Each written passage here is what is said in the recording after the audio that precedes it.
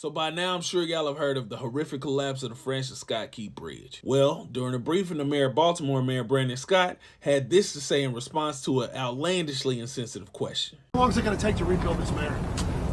I think right now, sir, listen, we shouldn't even be having that discussion right now. The discussion right now should be about the people, the souls, the lives that we're trying to save.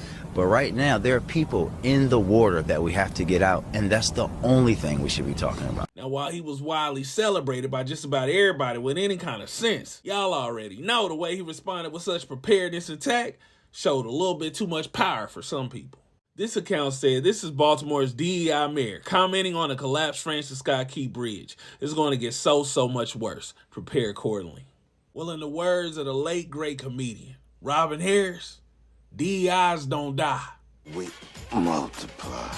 And one thing about us, we gonna read between the lines. And we quickly realized that the same folks that demonize the word woke, and by the way, don't say woke if you can't define it. You need to find some business and go and mind it. But the same folks that demonize woke was really just substituting DEI for another word they really wanted to say. The N-word. The N-word. The N-word. The N-word. But shout out to the great journalist Joyanne Reed, who provided Mayor Scott this opportunity to show that he proved when he won 70% of the vote to become mayor of Baltimore that he was more than qualified for the job. I will allow you, Mayor Scott, if you choose to do so, to respond to the tomfoolery and attacks on you for having the nerve to be black and also a mayor.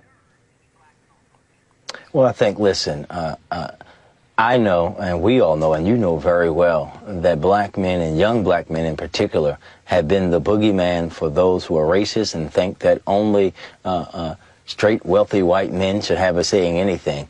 We've been the boogeyman from them since the first day they brought us to this country. And what they mean by DEI, in my opinion, is duly elected incumbent.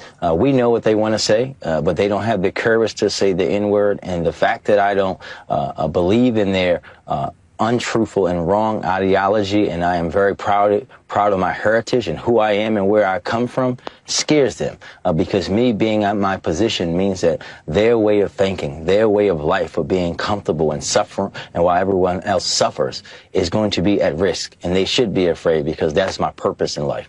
We don't die. We multiply.